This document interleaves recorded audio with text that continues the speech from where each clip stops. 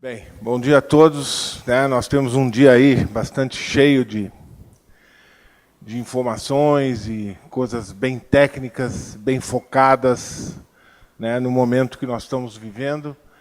E foi nos solicitado para nós apresentarmos um pequeno panorama da indústria de carnes do Brasil, obviamente vinculado especificamente a aves de suínos, porque bovinos é outra associação que cuida, mas obviamente a gente pode ter uma ideia mais ou menos do que o bovino representa no nosso contexto em termos de produção de carnes, Mas o grande volume de consumo e de alimentos de origem animal que são colocados na mesa do consumidor por diversas fontes aí é o produto industrializado, que ele provém basicamente de carne suína e carne de aves, praticamente, Então a gente pode ter uma visão aí bastante importante do que representa essa indústria para o nosso país,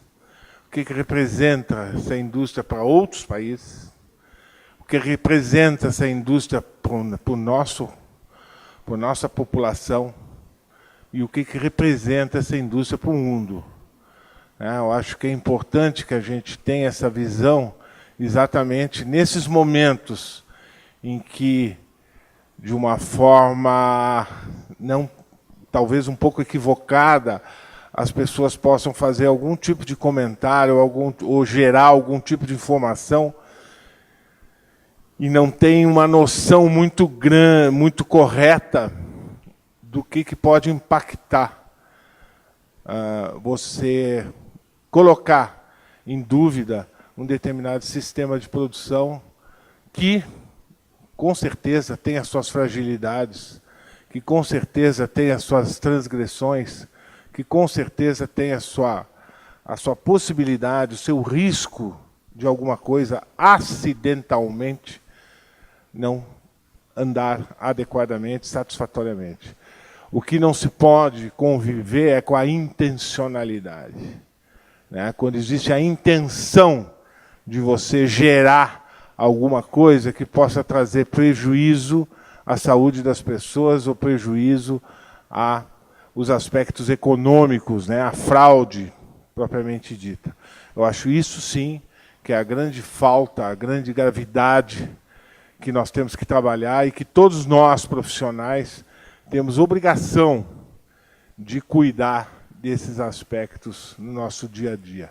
E é por isso que a gente trabalha dentro dessa cadeia exatamente para nós conseguirmos coibir essas práticas que são indesejáveis e que nós devemos ter todo e qualquer tipo de ação necessária para não permitir que esse tipo de prática seja executado. Então nós vamos apresentar a BPA, como sendo uma da Associação de Proteína Animal do Brasil, com 142 associados, 13 câmaras técnicas e um conselho diretivo, consultivo e administrativo. Com certeza, a grande maioria dos nossos associados são indústrias produtoras de alimentos de origem animal, E nós temos uma série de empresas também que são nossas associadas, que fazem parte da cadeia, porque a foi criada, ela pretendia e ainda pretende ser uma grande associação da cadeia de produção de proteína animal. Então nós temos vários atores que fazem parte dessa cadeia de produção, direta ou indiretamente, e que participam também da nossa associação com o objetivo, grande objetivo, é o que nós já falamos aqui, que é fazer com que a informação dentro da própria cadeia e para fora dessa cadeia chegue de uma forma clara, objetiva, concisa e focada naquilo que realmente nós precisamos informar ao consumidor. As três grandes proteínas que fazem parte da BPA é a carne suína, a carne de aves e os ovos. Nós temos 3 grandes marcas internacionais, né, que nós chamamos de marcas, que são os nossos carros-chefes internacionalmente, que é o Brazilian Chicken, Brazilian Pork e o Brazilian Egg. Né? Essas 3 grandes marcas, obviamente, são bem difundidas e bem caracterizadas no mundo todo como a representação da proteína de suíno, da proteína de aves, da proteína de ovos, que representa o Brasil lá fora. Quer dizer, o vínculo dessa marca é mais com a origem desse produto do que propriamente com uma determinada característica, né, que possa ser focada dentro desse produto. E sim, este produto é brasileiro, este produto vem do Brasil. E aí, obviamente, o Brasil reúne uma série de aspectos positivos para fazer o marketing desse produto lá fora. Aqui nós temos a importância do nosso agronegócio no Brasil, né? Então nós temos aí que o Brasil tem uma participação de 47,7 bi, né? As carnes apresentam essa característica, né? Dentro do agronegócio de 71 bi. Então, os outros negócios no Brasil perfazem em termos de 23 bi.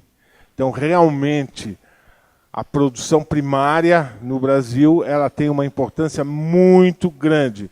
Talvez esse seja a grande informação de que as pessoas precisam antes de fazer qualquer tipo de observação sem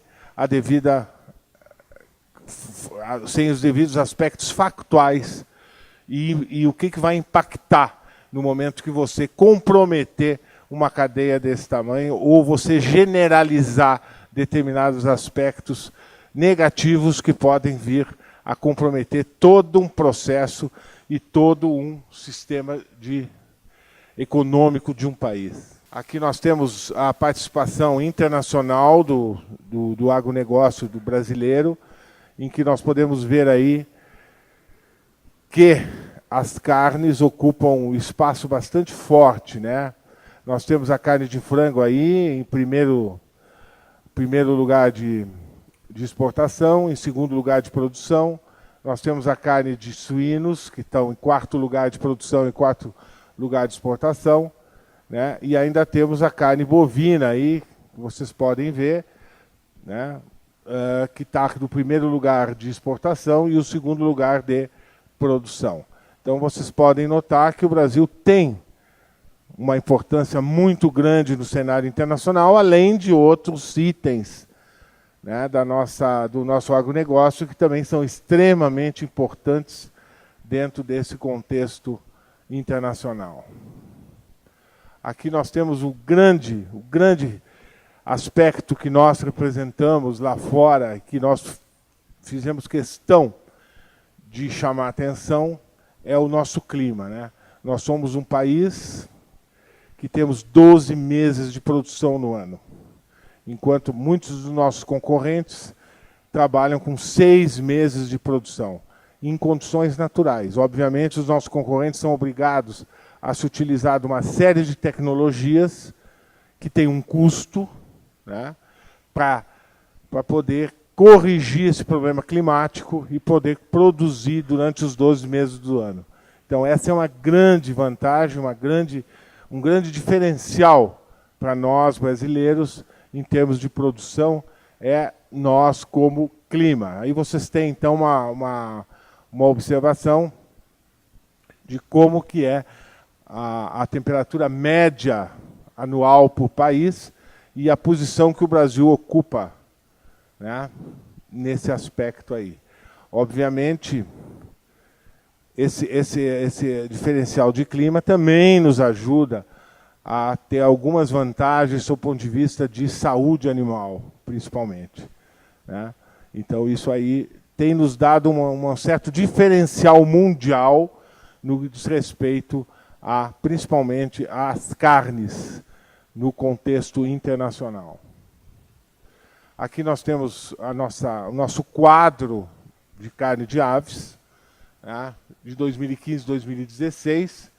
Obviamente, ali em 2016 já é o volume fechado, né? Nós tivemos uma pequena redução de produção em 2016 de carne de aves e foi o desafio que nós chamamos de desafio milho, né? Que nós tivemos uma pequena janela, um pequeno intervalo na nossa produção de milho, no mês de maio, junho e julho, onde realmente nós não tivemos um milho, não foi o preço do milho que subiu demais, é que realmente nós tivemos uma falta do grão no Brasil. Por questões de erro de cálculo de safra, por questões climáticas que diminuíram a nossa produção, por questões que nós tivemos um alto preço do milho no mercado internacional e nós tivemos cerca de 30 milhões de toneladas exportadas. Então, né, das 90 milhões de toneladas que nós tínhamos, 30 milhões nós exportamos, quer dizer, isso aí nos trouxe um prejuízo bastante forte e nos deu um vácuo no processo e, com certeza, o preço do milho disparou e aí houve uma acomodação natural no processo de produção e a avicultura é uma coisa que se permite fazer isso, porque a avicultura, você tem no máximo 60 dias para você mudar o cenário da produção da avicultura, né? E você consegue em 60 dias fazer essa mudança. Então, obviamente, houve uma pequena adaptação, mas o percentual de redução foi muito baixo ainda para dentro do contexto. A exportação, com certeza, aumentou, mais ou menos dentro do padrão que nós tivemos que diminuir, né? E isso foi importante para manter o equilíbrio da cadeia, para manter a cadeia como que nós consideramos o ano de 2015 e 2016, 2 anos que só tivemos sobreviventes no processo, porque foram anos difíceis, sob o ponto de vista econômico, para o nosso país, né?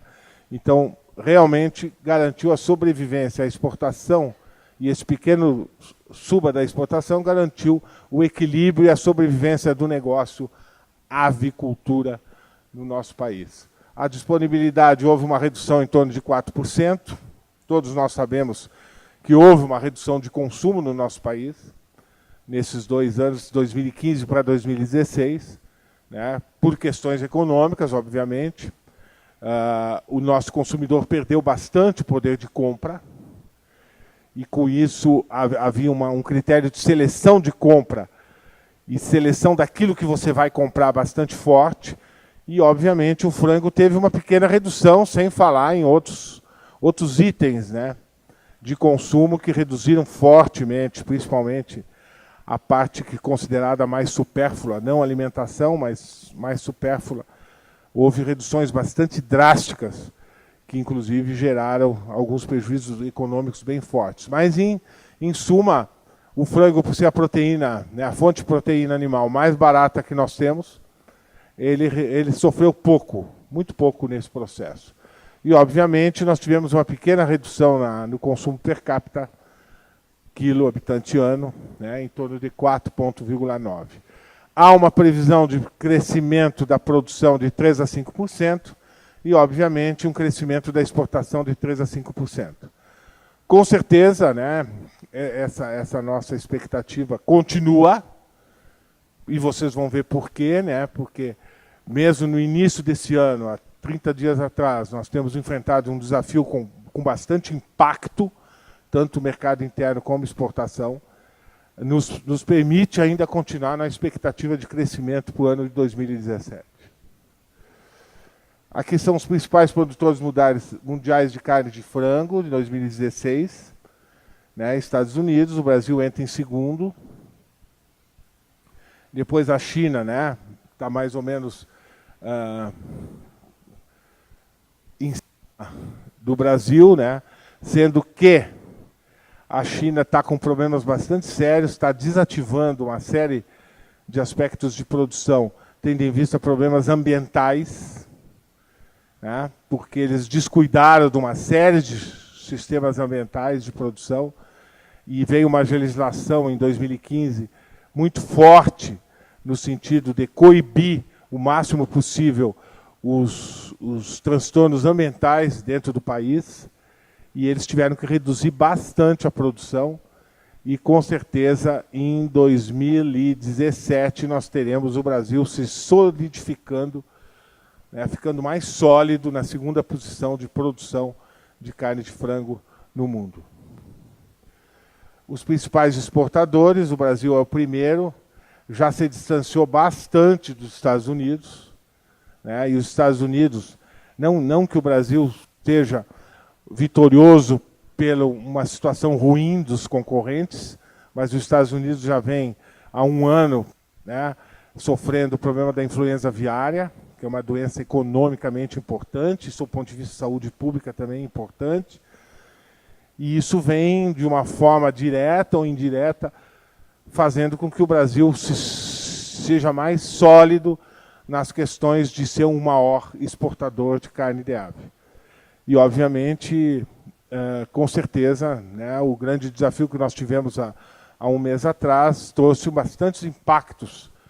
E só assim nós conseguimos mostrar para todas as pessoas, para todas as estruturas, principalmente governamentais do Brasil, a importância que essa proteína tem quando impactada num evento desses, né?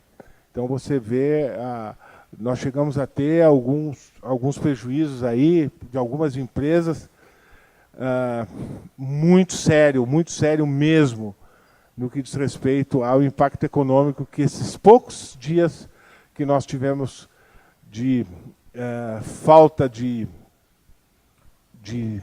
mercado para exportar, tendo em vista ações que foram tomadas contrárias ao evento que nós tivemos, né? Isso já nos demonstrou o tipo de prejuízo que isso tudo pode trazer, né? Então é importante que essa leitura seja feita de uma forma bem clara.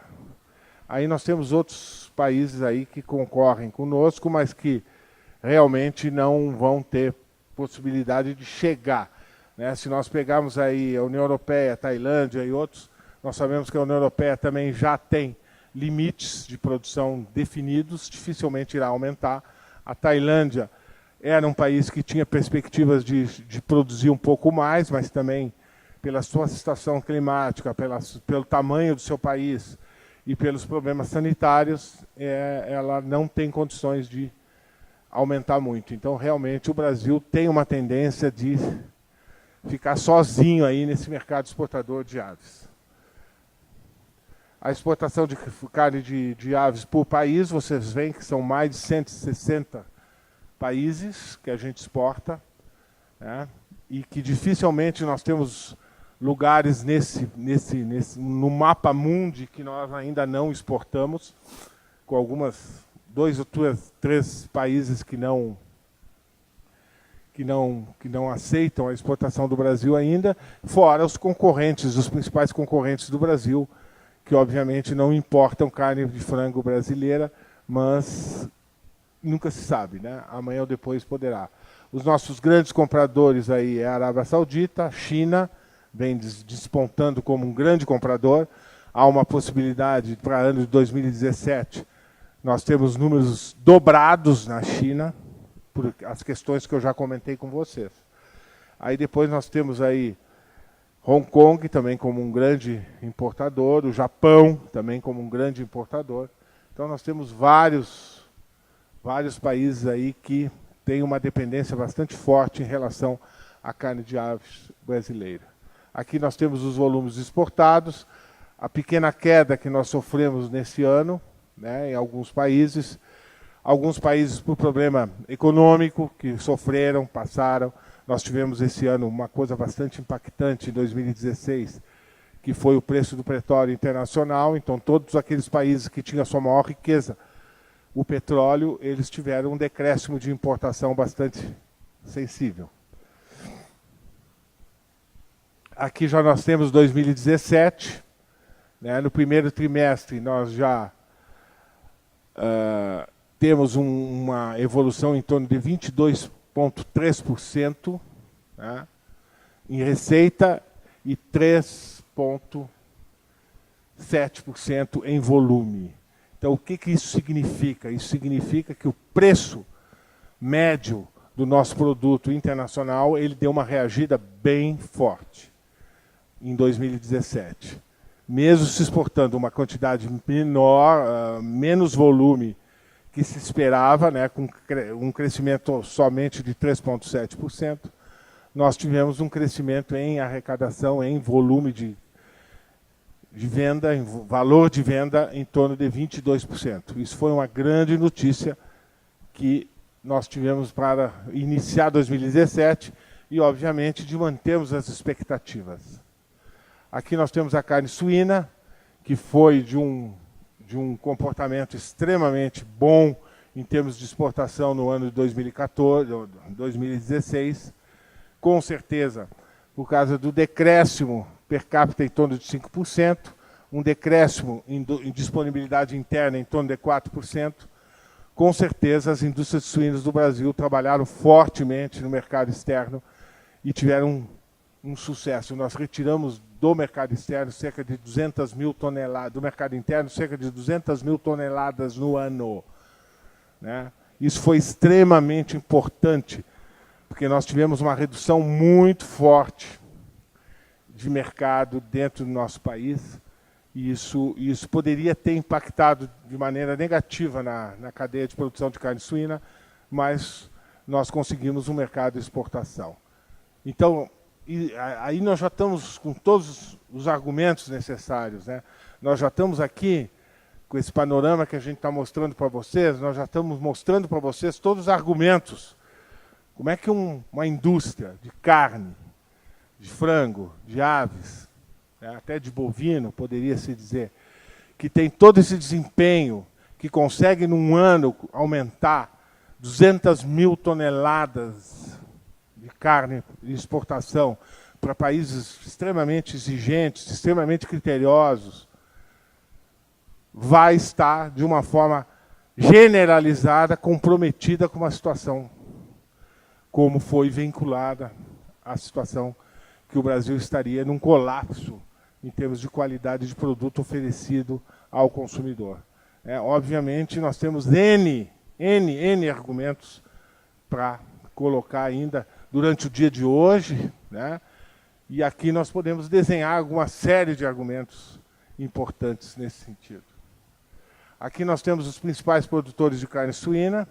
Obviamente, o Brasil ainda caminha bastante modesto nessa área, né? Mas, nos últimos 20 anos, nós tivemos cerca de 600% de aumento de produção e exportação dessa carne no Brasil. Então, quer dizer que essa carne realmente ela está reagindo, está se posicionando, e acredito que no decorrer dos próximos anos nós vamos ter bastante notícias interessantes. É uma carne que ela tem dificuldade de concorrer com carne bovina e carne de aves, porque o mercado islâmico, que é o grande mercado para bovino e é o grande mercado para aves, ele não está afeto, né, à disposição desse tipo de carne por questões religiosas.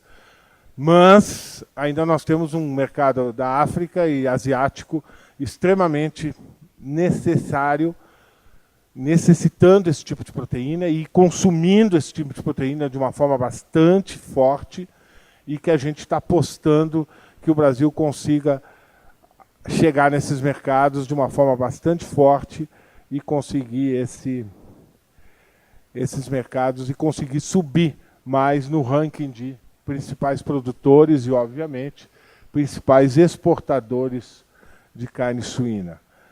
O Brasil tem uma tendência de que venha a se tornar um dos grandes, talvez o segundo, talvez o terceiro exportador de carne suína. Com difícil competição com os Estados Unidos e com a Europa, mas a gente está trabalhando para isso e a gente está tentando chegar nesses pontos. Os nossos três grandes concorrentes, Estados Unidos, Europa e Canadá, são concorrentes extremamente fortes nesse setor e extremamente profissionais, e que a gente precisa trabalhar bastante forte para conseguir, né? Nós já tivemos uma performance muito boa em termos de 2015 e em termos de 2016, e se espera para 2017 que nós não percamos esses 730 mil toneladas e que a gente chegue a 850 mil toneladas de uma forma bem tranquila. Aí. Aqui estão os principais países, com certeza nós ainda temos um problema muito sério com a carne suína, que é a gente não tem uma diversificação bastante grande de mercados para a gente distribuir a nossa exportação em diversos mercados. Ainda a gente tem alguns mercados importantes que, se esses mercados vierem a ter qualquer tipo de situação, pode prejudicar a exportação como um todo. Um deles é a Rússia, o outro é Hong Kong, e agora nós temos um mercado em 2016, que é a China, que de praticamente zero apareceu com 12% de importação. E há uma previsão para esse ano ela dobrar esse percentual e também chegar aos níveis de 20 e poucos por cento. Então, essa é a grande perspectiva para 2017. Aí estão os maiores importadores de carne, né? Ali vocês veem que a China houve um aumento de 1.581%, porque praticamente não importava nada do Brasil e passou a importar. E outros pequenos países. Nós temos aí a Uruguai e a Argentina como países que despontaram muito forte em 2016, né? Então é importante também a gente não se esquecer dos nossos vizinhos aqui, que também é um mercado bastante interessante para todos nós. Aqui nós temos já o começo, em termos de volume e receita. Com certeza a carne suína vem demonstrando e a gente espera que no próximo trimestre demonstre também um crescimento bastante forte. Aqui nós temos as principais características do porquê que nós chegamos onde chegamos, né? São os recursos naturais, a disponibilidade de grãos, o sistema integrado de produção, a situação sanitária do país para as duas espécies, a flexibilidade e variedade de mercado, o investimento forte em tecnologia e uma das mais avançadas indústrias do mundo. Com certeza nós não podemos deixar de declarar isso, que o Brasil, em termos de indústria avícola e indústria suinícola, não deixa nada a desejar aos principais produtores e exportadores mundiais. Né? Quem conhece lá fora sabe que nós também temos as nossas fragilidades, mas com certeza nós sabemos enfrentar os desafios e temos toda a tecnologia, toda a sanidade, todos os aspectos necessários e podemos aplicar todas as ferramentas necessárias para nós chegarmos aonde chegamos. Aqui tem um aspecto importante que o Brasil se diferencia na grande maioria dos grandes países, que é o uso da água, né, que é uma coisa que ainda não chegou como fator limitante de produção, mas deve chegar em seguida. Né? E o Brasil está trabalhando já há muito tempo para nós reduzirmos o uso da água por quilograma de animal. Então, se vocês olharem aqui os números do Brasil, o Brasil vem reduzindo, principalmente no que diz respeito a aves e suínos. A gente vem usando tecnologias que nos permitam a reduzir cada vez mais o uso da água, porque realmente a água vai ser o ponto fundamental, vai ser o ponto de equilíbrio no futuro na produção. Aqui nós temos uma das coisas que costumam falar bastante, que o Brasil produz, e produz barato, porque ele ofende de uma forma muito frontal o meio ambiente. Aqui nós temos um mapa que mostra que todo o nosso sistema de produção está fora de qualquer área considerada de preservação, vou dizer, o bioma principal nosso, que é a floresta amazônica, e ela está localizada nesses pontos aí onde estão marcados no mapa, pontos de vermelho, e o nosso sistema é baseado em sistema integrado, sistema intensivo e mão de obra familiar, que ainda tem todo o aspecto social que nós geramos, que é fixar a família rural no campo, com pequenos módulos de produção, entendeu? E do uso da mais alta tecnologia e com os controles sanitários de melhor nível, com o sistema integrado, nós conseguimos dizer que realmente nós exercemos o controle do que é produzido na cadeia de produção. Não exclusivamente na indústria, mas na cadeia de produção. Nós sabemos de onde vem esse animal, sob o ponto de vista genético, nós sabemos como que esse animal é manejado, usamos de alta tecnologia para fazer o manejo desse animal, usamos de alta tecnologia para produzir o alimento desse animal, um alimento seguro, garantido. Evitamos todo e qualquer tipo de risco que esse animal possa ser submetido dentro da sua propriedade, onde ele é criado e produzido, e depois todos os aspectos e as ferramentas de qualidade que são necessárias, desde os aspectos que envolvem bem-estar animal, transporte desse animal, e todas as ferramentas que são aplicadas dentro dos frigoríficos para se garantir a qualidade final. Tudo isso está dentro desse sistema integrado até a chegada desse alimento ao consumidor. Então isso é muito importante e é extremamente importante que se saiba disso e que a gente possa informar isso para todas as pessoas que estão vinculadas ao sistema. Aqui tem o crescimento sustentável, que somente se usa uma parte do nosso território, que 61% do território está sendo preservado, né? Isso é uma informação importantíssima, principalmente para fora do país, e eu acho que os nossos consumidores às vezes desconhecem isso, que nós, além de trabalharmos dentro de um produto seguro, dentro de produtos de qualidade, nós trabalhamos os aspectos que envolvem o ambiente, em que nós vamos precisar desse ambiente. Jamais nós vamos descuidar desse ambiente, porque tudo que nós precisamos é desse ambiente, desse clima, dessa situação, dessa condição, para nós continuarmos a crescer e produzir. E se nós começarmos a estragar esse ambiente, com certeza nós não vamos atingir os níveis de produção que nós queremos atingir. Aqui está a sustentabilidade da avicultura e suinocultura brasileira, né, com base no sistema integrado, com menor uso de eletricidade, maior alocação de recursos, garantindo a segurança do alimento, complementando a produção local e ajudando a manter acessível os preços dos alimentos. Então a gente volta a falar que a proteína, a fonte de proteína animal mais barata que nós temos em oferta é a carne de ave. Aqui nós temos todas as iniciativas de sustentabilidade que são feitas a nível de produção, a nível de granja, a nível de frigorífico, né, onde a gente procura retornar com toda aquela água e com toda aquela energia e com todo aquele tipo de resíduo que é gerado no nosso sistema de produção, a gente retornar com esse sistema ao recurso natural, mas depois de tratado, garantido e que todo o aspecto ambiental está sendo preservado de uma forma muito tranquila. Aqui nós temos um exemplo, que nós temos N problemas, né, sanitários que poderiam ser citados aqui. A gente optou por citar a influenza aviária, que é uma que está em pauta, está na moda, né, e que é uma doença que ela tem um envolvimento com saúde pública bastante forte, né, e que nós temos aqui um mapa onde como está a influenza aviária no mundo. E uma das coisas que está chamando bastante atenção é por que o Brasil não está nesse mapa.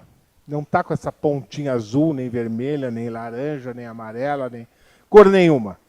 O Brasil não tem nada. Com certeza, isso deve ter uma resposta. Os nossos concorrentes costumam dizer que o Brasil não tem porque não procura. Não é verdade. Nós temos uma série de programas, tanto de biossegurança, de propriedade, como programas de acompanhamento, monitoria sorológica, inquérito soroepidemiológico. Nós temos toda a parte de avaliação dos animais que chegam nos frigoríficos e tal. Quer dizer, nós temos um programa já, e pasmem, desde 2000, quando estourou a primeira influenza aviária no Chile, o Brasil começou a montar um programa bastante forte no sentido de dizer: o Brasil não terá influenza aviária. E com certeza esse programa cada dia cresce mais, cada dia melhora mais, cada dia a gente faz mais coisas, porque nós precisamos o quê? Com certeza nós temos que estar preparados para algum dia termos o desafio. A gente não pode acreditar que jamais nós vamos ter o desafio, certo? Então nós estamos preparados para uma ação rápida, uma resposta rápida, um diagnóstico rápido e a volta à normalidade rápida. Todos esses são os processos que nós estamos criando e os procedimentos que nós estamos desenvolvendo no sentido de que o impacto da possível existência de um problema nessa linha, porque nós temos outros N tipos de problemas que poderá sobrevir sobre a saúde dos animais de produção, mas nós temos que estar preparados, e nós estamos nos preparando, porque nós realmente sabemos o tamanho do nosso negócio. Nós sabemos o tamanho e a repercussão que um impacto numa cadeia de produção de aves ou de suínos, né, ou até de bovinos, pode gerar para o país, sob o ponto de vista econômico, sob o ponto de vista social, né, e sob o ponto de vista sanitário, é muito grande. E nós tivemos alguns exemplos disso no decorrer desses anos, então nós temos que cuidar do nosso patrimônio. Na real, isso é um grande patrimônio do país e que o país tem que estar alerta e se preparar para cuidar. Nós tivemos no país, nos países aí, 50 países com influenza e 16 países notificaram banimento. Notificar banimento significa eu não mais importo nada daquele país. Então, claro, as coisas estão evoluindo. Se fosse há 20 anos atrás, os 50 iam ser banidos. Hoje já temos 16 só que baniram.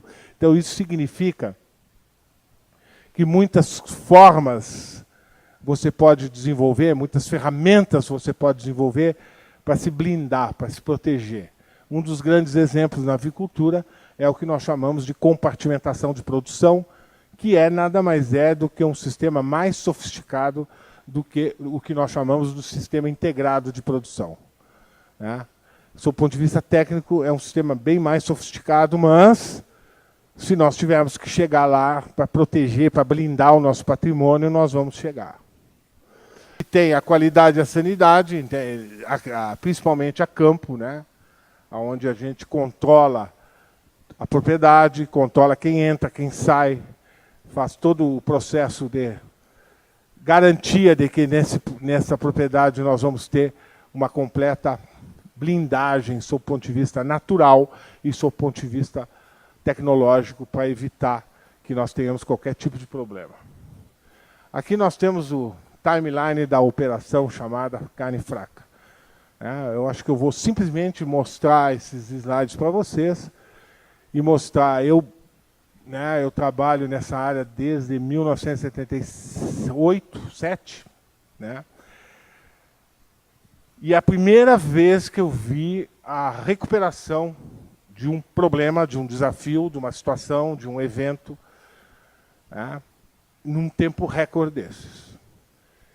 Se esperava, com certeza, a partir dessas informações todas que foram noticiadas, e com o modelo que nós temos hoje de notícia, porque há 20, 30, 40 anos atrás, a notícia levava 15 dias para chegar nos lugares, né? Hoje é instantâneo, hoje é online. E periga chegar até antes da notícia ser divulgada, já está nas redes, né? Eu não sei como, mas isso acontece. Bem, a partir do momento que foi noticiada a informação de uma forma um pouco truncada, pouco entendível, né? Uma mensagem muito desfocada da realidade, nós começamos os problemas, que foi exatamente dia 17 de março que os problemas começaram, né? E começaram problemas, do ponto de vista de interno, consumo interno, porque houve uma certa percepção emocional do nosso consumidor em saber seguro consumir a carne ou não é seguro. O nosso consumidor teve esse momento. Tanto algumas redes de supermercados demonstraram a intenção de retirar produtos de determinadas marcas das prateleiras para o consumidor se sentir mais seguro, sob o ponto de vista de percepção. Não sob o ponto de vista real, factual, mas sim de percepção. que é o que acontece no momento desses, o que mais vale é a percepção de quem está vendo as coisas, principalmente do consumidor. Por isso que a informação passa a ser o ponto fundamental no processo. Porque você vai ter a percepção a partir da informação que você vai receber. É importante que isso seja de uma forma bem focada, bem clara, bem objetiva, e que realmente se faça uma análise de todos os fatos e casuísticas que geraram a situação para você analisar. Aí, com o decorrer do passar do tempo, que foi se esclarecendo coisas, foi se colocando as coisas nos seus devidos lugares, as competências foram começadas a ser definidas e os órgãos competentes pela qualidade, a segurança dos alimentos de origem animal passaram a assumir o seu papel de uma forma bastante tácita, bastante objetiva. As coisas começaram a evoluir e melhorar, sob o ponto de vista de informação e constatação e percepção do consumidor. Tanto que não se viu números de redução de consumo no nosso país, mas se viu números muito fortes de parada de compra de produtos de exportação. Isso se viu bastante. Mas isso durou muito pouco. E aí nós temos que fazer uma referência muito importante, muito positiva ao governo brasileiro, né, ao presidente, desde o presidente até o ministro da Agricultura e todos os órgãos governamentais envolvidos, a própria estrutura da Polícia Federal, a própria estrutura judiciária do Brasil, que procurou desfazer todos os mal-entendidos e procurou, de uma forma muito rápida, mobilizar o país para evitar o maior tipo de impacto possível nesse processo.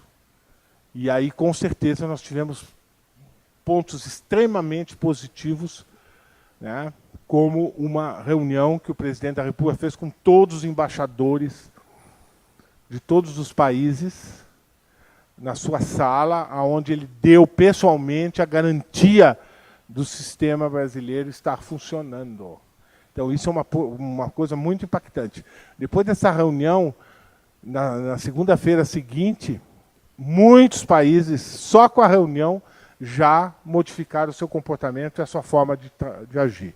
Com certeza ficaram alguns países, e hoje, eu não sei se eu estou certo ou estou errado, mas até ontem nós tínhamos 22 países que ainda mantinham certas restrições a determinados produtos nossos, mas que estavam sendo devidamente informados e esclarecidos a respeito de todas as ações que tinham sido tomadas no país. Então aqui, aqui também é outro timeline da segunda semana. Praticamente essa crise que se esperava ser um tsunami, né, ela foi realmente uma chuvinha com raios e trovões e que durou 2 semanas.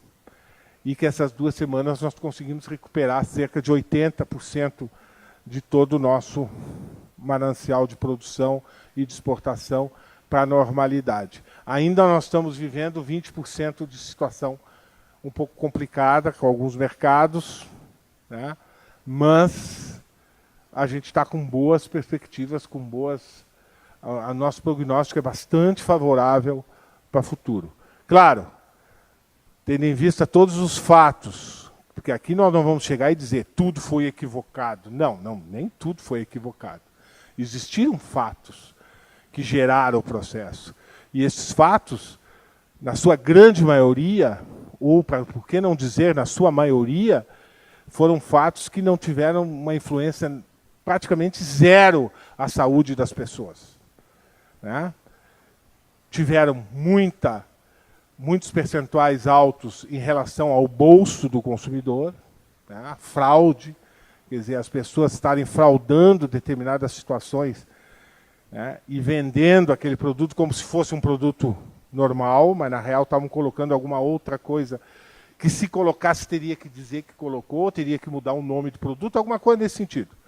Mas, né, a gente detectou que esses fatos foram verdadeiros, o próprio Ministério tomou as ações, assumiu o processo de qualidade do produto para si e tomou todas as medidas necessárias para coibir e resolver esses problemas que estavam em pauta.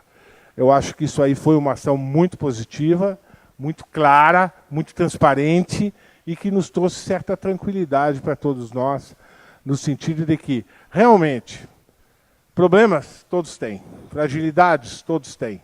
Risco zero, falando uma linguagem mais do grupo aqui, não existe, né?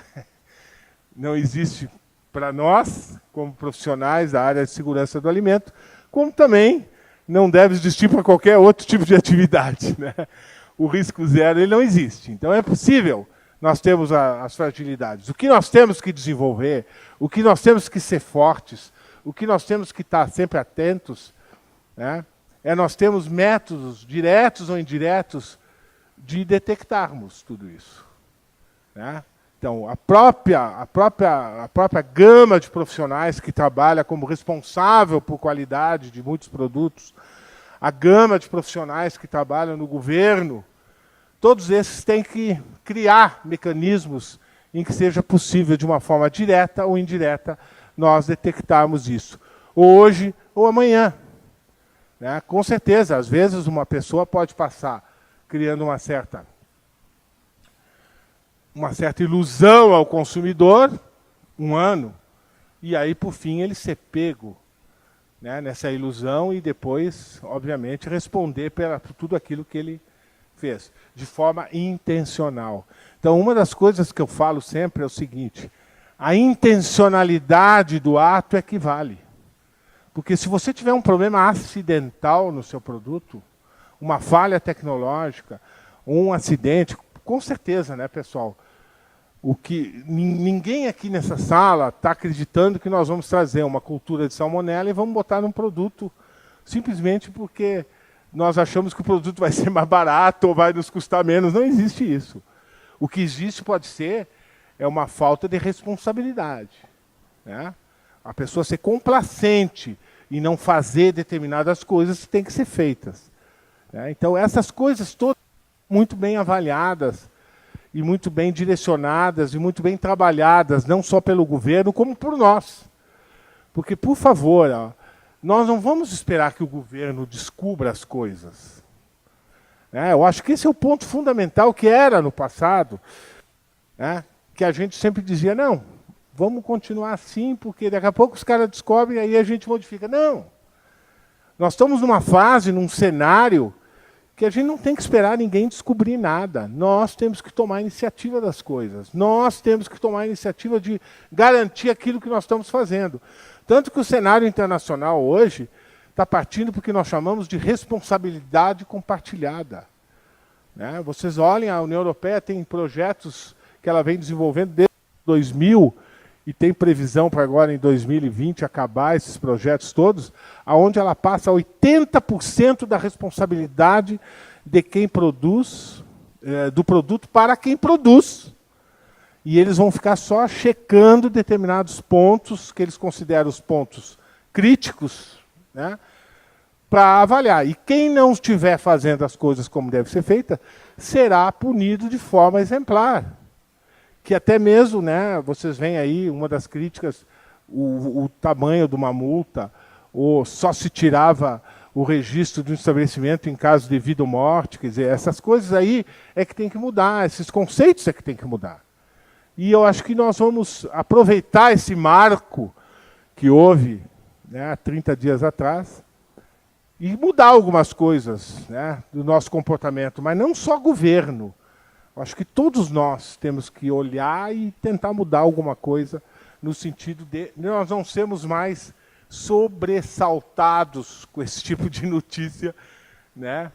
Numa sexta-feira e passar um fim de semana bastante difícil.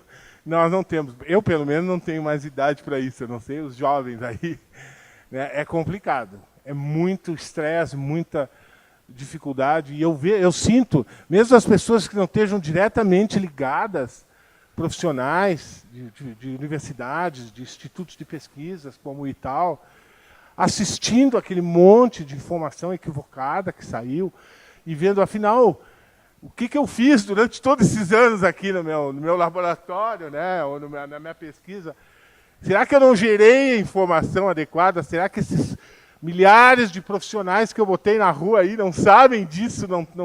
Quer dizer, essas coisas a gente começa a se questionar, todos nós começamos a nos questionar, será que aonde nós estamos errando? Eu acho que esse é o momento, e eu acho que esse evento aqui vai coroar todos os aspectos. Aqui nós temos o comportamento da carne de frango do Brasil em 40 anos, né? Tá? O comportamento da carne suína no Brasil em 40 anos. Aqui a nossa presença em termos de compradores, né? Hoje, em termos de percentual que nós temos em cada país que nós exportamos, né? Que é importante a gente avaliar. E aqui nós temos alguns aspectos que já foi falado aqui, que é o ser inspecionado pelo CIF, 160 mercados importadores, a versatilidade que nós temos em atender às demandas de diversos tipos de países, diversos requisitos, diversas situações, os treinamentos constantes baseados em boas práticas, pontos críticos de controle, rastreabilidade, controle de resíduos em carnes, certificações internacionais privadas, né? Global IRF, IFS, Allo Free, mais de 500 missões de auditorias privadas em 2016, apenas as duas maiores empresas do setor. Né? A gente pegou duas empresas do setor, as que têm maior volume de produção, e contou quantas missões eles receberam entre governamentais e privadas, deu 550. Quer dizer, é impossível, né, empresas que recebem visitas nesse número possam escolher um dia do ano para fazer alguma coisa, né? Talvez possa. Talvez até possa, né? Porque basta você virar as costas para alguém, né? Mas isso aqui não existe risco zero. Mas se a gente conseguir criar situações em que isso fique completamente difícil, né? Não impossível, mas difícil, a gente vai conseguir diminuir a um número praticamente desprezível em termos de risco de acontecer alguma coisa ruim. Né? Aqui nós temos as tendências, né? A rastreabilidade, que é um ponto importante, que a gente ainda está desenvolvendo, a gente não tem uma rastreabilidade padronizada, né, no país, que seria o ideal, a gente não tem isso aí, por questões de interesses econômicos, sociais, políticos e etc. Mas a maioria das empresas hoje no país desenvolve programas de rastreabilidade com maior ou menor intensidade, mas que dá uma certa. E eu botei esse slide aí exatamente para dizer para vocês. As respostas rápidas que nós conseguimos dar a todos os países, né, de uma forma rápida, de uma forma objetiva, de uma forma clara, foi graças a sistemas de rastreabilidade que a maioria das empresas tinham e que o próprio governo desenhou para receber essa informação em tempo online. Então, isso foi fundamental. A informação clara, objetiva e focada naquilo que se pergunta. Né? Porque, às vezes, as respostas não saem focadas naquilo que se pergunta. Né? Sempre me disseram, desde quando eu era criança, faz tempo, que a gente sempre tinha que saber perguntar. Né? Porque, às vezes, a gente recebia uma resposta errada porque a gente não sabia perguntar. Né? E, muitas vezes, nós temos dificuldade também de responder aquilo que nos perguntam. Então, é muito importante essa relação aí. E no comércio, na relação entre países, para as práticas comerciais, essa relação transparente, de confiabilidade e de objetividade, ela precisa ser muito forte. Porque aí você sai dessas situações do jeito que nós saímos. Caso contrário, você fica anos dando explicação e nunca convence ninguém. Né? A realidade é essa. Bem, aqui nós temos outro motivo por que nós temos que nos preocupar com tudo isso, é porque nós temos um aumento da população mundial, existem várias previsões aí de que nós vamos chegar em 2025 com 8,1 bilhões, né? E que haja proteína para todo esse povo, haja comida para todo esse povo. Nós hoje já temos um percentual altíssimo na nossa população mundial que não come, passa fome, né? Então, o Brasil tem um compromisso. E esse compromisso está em oferecer pelo menos a proteína animal, e aí nós temos uma previsão de quanto que vai aumentar a oferta a demanda para os próximos anos, né, em torno de 1,1% de suíno, 1,6% de ave, 1,4% e 2,0% de ovino. Aí são informações da população mundial, que também não para de crescer, né, aonde nós devemos nos preocupar. Nós, principalmente os jovens aí, que estão se casando, estão botando outras pessoas no mundo, que precisam se preocupar. Eu tenho uma neta que eu me preocupo. Eu estou aqui nesse negócio ainda por causa da minha neta, porque por causa de mim, né? Eu não vou ver nada disso, nem a modernização do sistema, talvez eu não veja. Eu ainda tive sorte que eu via a publicação do novo RISPOA, né? Porque eu estou tantos anos nessa história que eu achei que eu não ia ver. Mas ainda tive sorte, quer dizer, é uma sorte que eu tive na minha vida. Então, por isso que eu digo, vamos pensar, se não em nós, vamos pensar em quem nós estamos colocando no mundo aí, né, que vai precisar disso. Então, a BPA, mais uma vez, agradece a todos vocês, né, e encerramos aqui com essa mensagem, né, que eu acho que é importante. A carne brasileira é forte, e ela é forte, vai continuar sendo forte, por causa de nós todos, do produtor, das indústrias, do consumidor e de nós, profissionais que trabalhamos nessa área, que temos que ser fortes em determinadas situações. Mas a alegria que nós temos quando nós sobrepujamos o desafio é muito maior do que qualquer outra coisa. Muito obrigado, hein?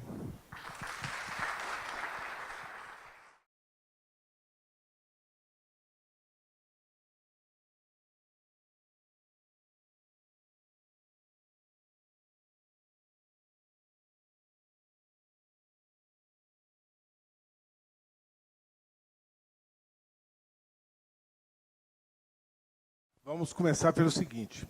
Primeiro, uma indústria só sabe o que vai ser exportado na mesa de embalagem. Ela não tem noção, assim... Hoje nós temos o quê? Cerca de 80%, 75%, 80% do que nós produzimos é mercado interno. 25%, 30% é exportado. E eu diria, se você chegasse para mim há 30, 40 anos atrás e dissesse que existia uma diferença muito grande de exportação e mercado interno, eu concordaria com você. Hoje não. Hoje nós não temos essa diferença. Por quê? Se nós formos olhar o Plano Nacional de Resíduos que o Ministério tem, ele é mercado interno e internacional. Se nós formos olhar os programas aplicados, as ferramentas que o Ministério quer que aplique, como análise de perigos, pontos críticos de controle, boas práticas de fabricação, procedimento padrão de higiene operacional e outras tantas ferramentas que o Ministério quer que aplique, ela é para todas as empresas. Certo? Problema pessoal. Aí o problema de pessoal é um problema que realmente hoje o governo vive. Nós temos aí uma quantidade muito grande de profissionais que se aposentaram nos últimos 4, 5 anos e uma reposição muito abaixo daquilo que saiu. Então, realmente, eu daria até um prêmio para esses profissionais do governo que trabalham com uma quantidade mínima de profissionais e tentam, de uma forma ou outra, manter o nível do sistema. Então, essa é a nossa maior fragilidade. É a questão do pessoal, porque isso envolve uma decisão política, né? Envolve uma decisão econômica, né? E, tranquilamente, o país, nesses últimos anos que passou aí, tinha previsão de haver concursos e coisas, mas eles cancelaram tudo, porque eles acreditam que o país precisa primeiro se recuperar, do ponto de vista econômico, para depois se pensar em reposicionar. Então, vocês olhem, se nós temos um problema no país que não tem segurança, que não tem saúde e que não tem também escola, com certeza nós, infelizmente, nós da área do Ministério aí, que envolvido em pessoal para cuidar de saúde dos alimentos, da sanidade dos alimentos, nós estamos em 4º lugar nesse ranking aí, com certeza, né? Porque nenhum governante vai deixar de suprir saúde, educação e segurança para depois pensar nesse aspecto. Com certeza, nós temos vínculos muito fortes com a saúde das pessoas. E é isso que a gente tem usado nos últimos anos, essa alavanca do vínculo que o alimento que é oferecido ao consumidor traz para a saúde, a condição básica de saúde das pessoas. Porque o alimento é veículo de muitas coisas que podem chegar e comprometer a saúde das pessoas. Dentro desse gancho, a gente tem trabalhado. Então, eu vou concordar contigo que a maior fragilidade do sistema que nós temos hoje é pessoal. E, realmente, com essas... Ali no marco que a gente publicou o novo RISPOA, e em cima do novo RISPOA, está vindo uma série de modificações, né, no desempenho, no desenvolvimento do trabalho, aonde uma das modificações mais fortes é a mesma que aconteceu já nos Estados Unidos, que aconteceu na Europa, que aconteceu em vários países aí importantes no contexto de produção de alimentos, e que nós, como profissionais, e muitas vezes os próprios consumidores, têm como benchmarking a Europa, vamos dizer, né? Mas a Europa tem problema também. Há pouco tempo se descobriu que estavam botando carne de cavalo em lasanha na Europa, né? Quer dizer, fragilidades todos nós temos. Agora, nós temos que saber resolvê-las. Então, um dos pontos que está se botando como ponto para tentar melhorar esse processo e dar maior garantia para as pessoas é o ponto da responsabilidade compartilhada, é o ponto de dar responsabilidade a quem produz. Que isso não é novidade, existe a Lei 8.078 aí há muitos anos nesse país, que quem é responsável por aquilo que produz, sob todos os aspectos, é quem produz, é o produtor, é quem faz aquele produto. Então, essa necessidade que nós temos de ter pessoas próximas para inibir a pessoa na intenção de fazer qualquer coisa errada, isso aí é uma coisa cultural, que nós vamos ter que mexer nisso aí, e vamos ter que... Até, muitas vezes, eu vejo muitas empresas dizer, não, mas podemos modernizar tudo, agora não pode tirar meu fiscal, porque a presença dele é que garante que tudo saia correto. Por quê? Por que a presença de uma pessoa que...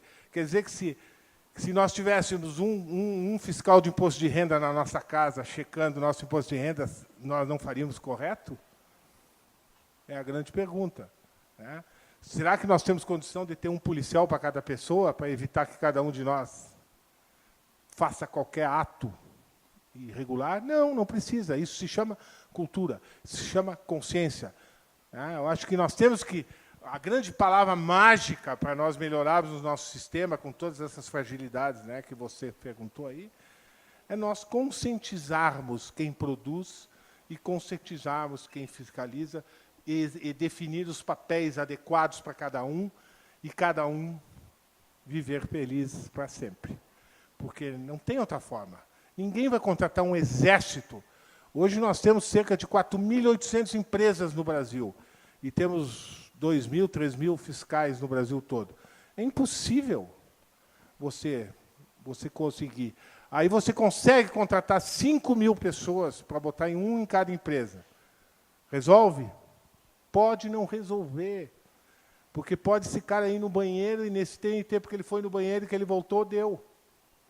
Alguém que tem intencionalidade de fazer, faz. Então, nós temos que ter, além do processo fiscalizatório, construído dentro de uma forma de consciência, que eu tenho que conscientemente produzir bem e adequadamente, nós temos que ter os métodos diretos e indiretos para a detecção das falhas do sistema. Esse é o modelo é o modelo mais próximo do ideal. Agora, modelo que nós vamos pegar 100% dos problemas, eu acho que ninguém inventou ainda, mas, com certeza, quem inventar vai ficar rico. Tá?